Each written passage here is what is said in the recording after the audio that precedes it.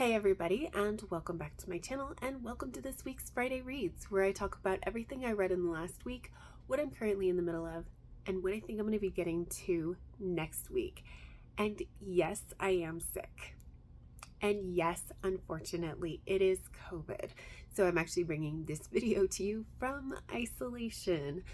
I am feeling a lot better now, but this is also why there wasn't a video on Tuesday, because I was feeling very not good on Monday and I didn't have anything pre-filmed, so just no video.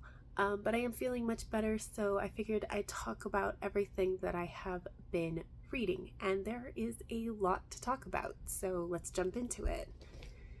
First and foremost, I finished The Tea Dragon Festival by Kay O'Neill. This is a kid's graphic novel, and in it we're following our main character of Rin, and they live up in the mountains and they happen upon a full-size dragon who's been asleep for 80 years. And Rin is trying to help him kind of integrate back into the village, and the story goes from there. And then I also finished, in the same series, The Tea Dragon Tapestry, and this one comes back to the main characters from the first graphic novel, Greta and Minette. Those are the two that are on the front. And in this one, Greta is like trying to kind of find the balance between blacksmithing and learning to care for tea dragons.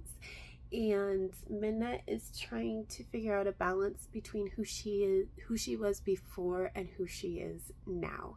And their story goes from there. And I love these books. I love this series so much. They're so beautifully drawn and like kind of minimalist. And the stories, again, they're for kids, so they're a little simplistic, but they're still just so lovely, and they say so many good things, especially for kids to hear. So I just really had a great time. I gave the Tea Dragon Festival 4 stars, and I gave the Tea Dragon Tapestry 4.25. I think it's a really nice way to wrap up this book. Well, this series, I mean, because I guess the third book is the end of it. So I enjoyed my time so much. And then I picked up Delilah Green Doesn't Care by Ashley Herring Blake. This is an adult contemporary romance, and we're following our main character of Delilah Green, who is a starving artist photographer in New York City, but she is hired to go be the photographer for her stepsister's wedding. But her relationship with her stepfamily is very complicated. Essentially, when Delilah was growing up, her mom died when she was really young, like 3, I think, and then at age 8, her dad remarried, and then at age 10, her dad died. And because Delilah didn't have any other family, her stepmom became her guardian, but like they didn't like each, like the stepmom did not do very well with that, and like the stepsister and the stepsister's friends were just kind of mean to Delilah. So yeah, like there's a lot of really bad history there. But when she shows up, she notices that her stepsister's best friend Claire is looking just as hot as ever. And oh, by the way, Claire might actually be into Delilah as well. And the story goes from there. And I DNF'd this. I DNF'd it at page 97 because, unpopular opinion, I think Delilah Green is a terrible person. Okay, so I'm actually not going to get too terribly in depth because I could rant about this for quite a while. But basically, I don't think the characters were well done. I think that the basics of the premise is actually like perfect. I love it. I love the basics of the characters, like the descriptions of them and everything. And I love the writing style, but I hate the execution of what is done. So Claire, for instance, is actually a single mom.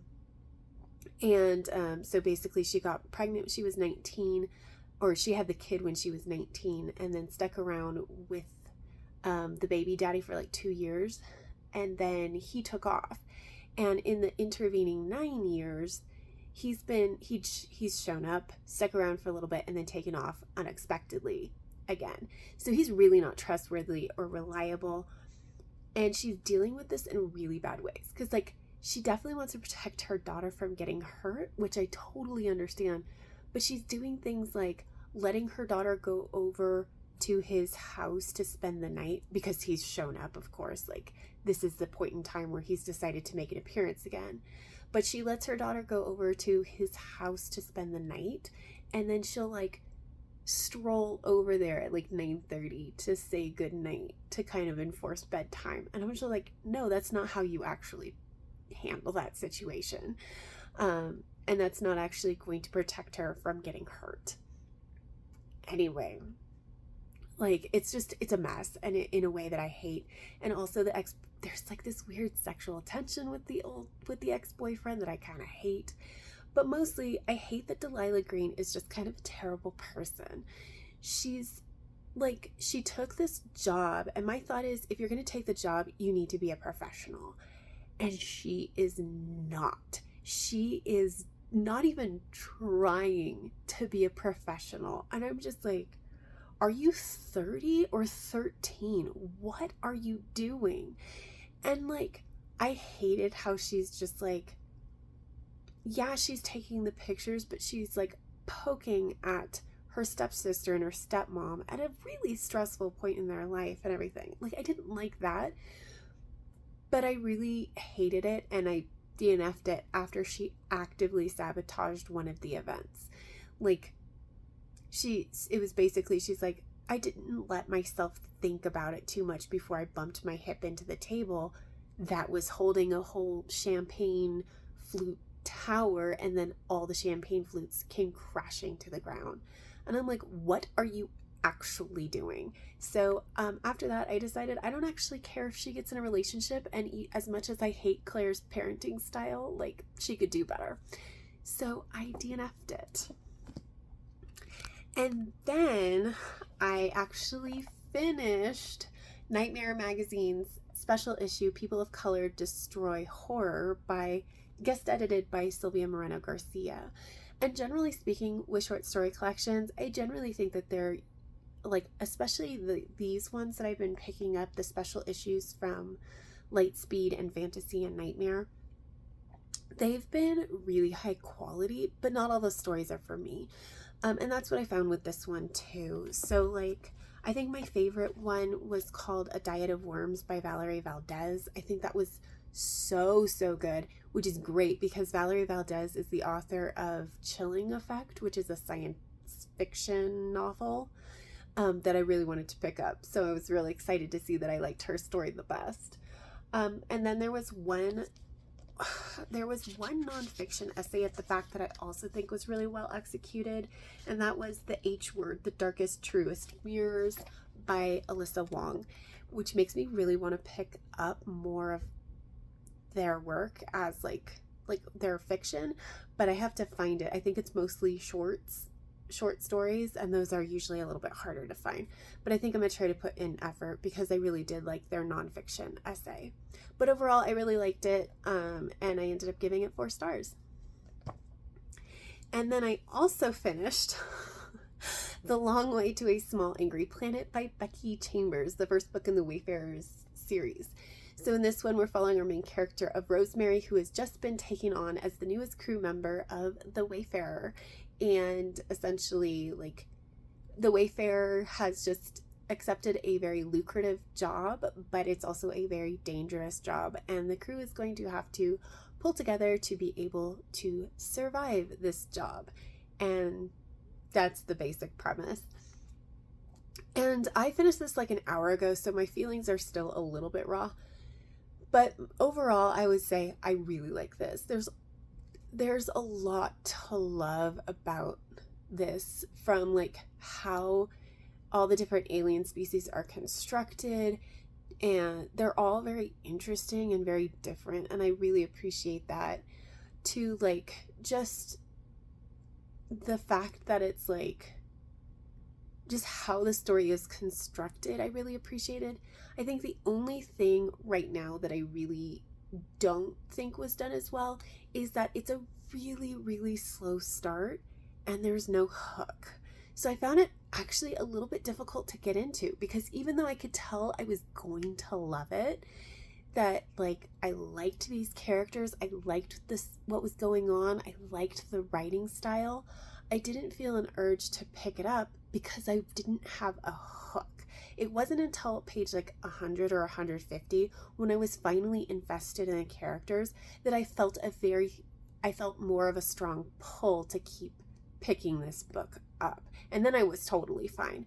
But that first 100-ish pages, it was a little bit harder, and I had to like work to pick this up, which is not great. So that was my biggest complaint, but overall I still really like this. I ended up giving it 4.5 stars.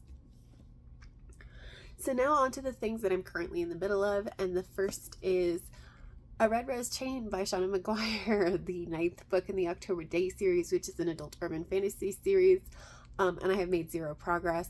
However, I have been given the warning that this is going to, the person who I'm kind of buddy reading it with is going to pick this back up, so I will likely be picking this back up as well, but no progress as of yet. And then the only other thing I'm in the middle of is Cant Even, How Millennials Became the Burnout Generation by Anne Helen Peterson.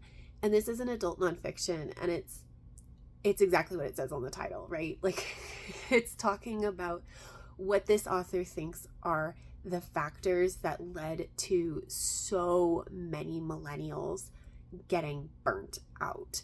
And so, it's been really, really interesting. I'm only 70 pages in, so I have some thoughts and I have some conflicting feelings about it. Although overall, my feelings are still pretty positive towards this book, but maybe just some things that I think could have maybe done better.